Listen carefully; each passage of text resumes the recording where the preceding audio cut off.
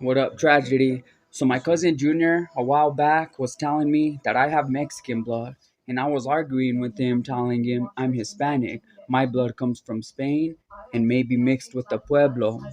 Well, he was telling me, nah, bro, you're Mexican. Nah, bro, you're Mexican. He just kept saying, and I didn't understand what he meant.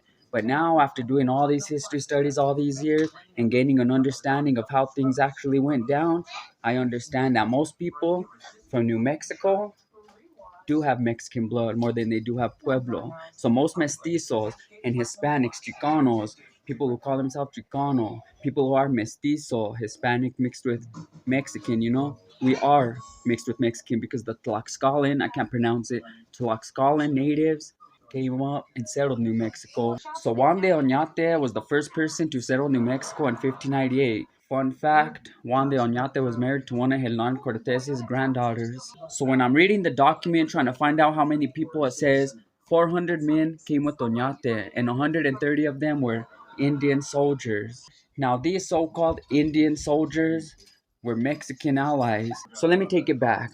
So in 1519, Hernan Cortez made a pact with the Tlaxcalan natives, and they became allies, and together they destroyed the mighty Aztec Empire. And because of this, they were rewarded with a strong alliance. They were held almost as equal to the Spaniards. You gotta understand, back in the day, people were racist. So to hold them in as high regard as they held themselves was pretty good. And they rewarded them with that for helping them destroy and defeat the Aztec Empire. See, the Tlaxcala natives didn't like the Aztecs. The Aztecs used to raid and pillage the villages around their empire, and they would use the people that they would kidnap for the human sacrifices. And so the surrounding villages had a lot of hatred and bitterness toward the Aztecs. So when the Spanish came and they offered them an alliance to destroy the Aztecs, they took that alliance. Only thing they didn't know in the future is that alliance ended up killing a lot of them. But that's a whole nother story. So when Juan de Oñate made his expedition north in 1598 and settled New Mexico, he came with 130 Tlaxcalan Indian allies. Mexican Indian allies is what they're called on the paper. But they're Tlaxcalan natives from Mexico. And they were allies with the Spanish, so they came north and they settled San Juan, San Gabriel, and in 1607 to 1610, they settled Santa Fe. As a matter of fact, they're the ones who built the oldest house and the oldest church, San Miguel Mission. And that whole area where the oldest house and the oldest church is where they settled, and it was called Barrio de Analco. So there was Mexican settlers settling in Santa Fe along with the Spanish settlers, and since they were allies, they had relations. Some of them got married, they had kids, and they produced mestizos, us. So in 1590, the viceroy of New Spain was Don Luis de Velasco. And I'm going to read this. It says that in 1590, Viceroy Don Luis de Velasco requested 400 families from Tlaxcala to help with the acculturation of the Chichimecha Indians to expedite their process into peaceful coexistence and eventual assimilation into colonial Spanish life. So what he wanted to do is integrate the Tlaxcalan natives into the Spanish civilization. He wanted them to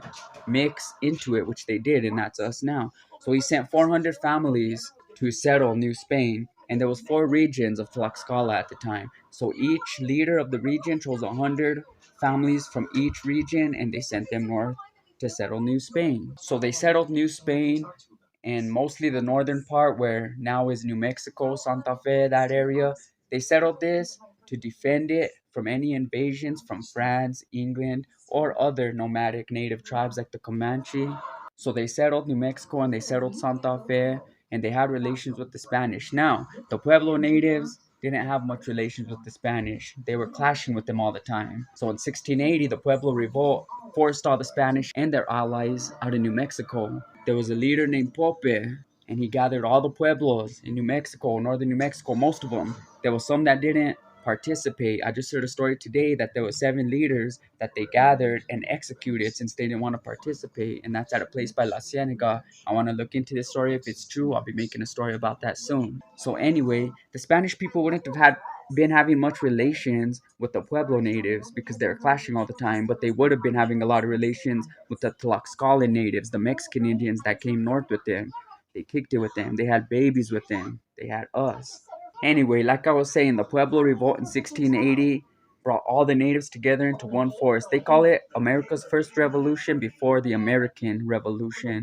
And I've done stories about it, and I'll do more. But anyway, so they kicked all the Spanish out, and the Spanish went south all the way to where modern day El Paso, that was as far north as they could come now. Every time they tried to venture more north, the natives would fight them off. The Native Americans, the Pueblos, and the people they allied with, the Comanche, the Navajo, the Apache, they kind of allied with everybody and kept the Spanish out for 12 years.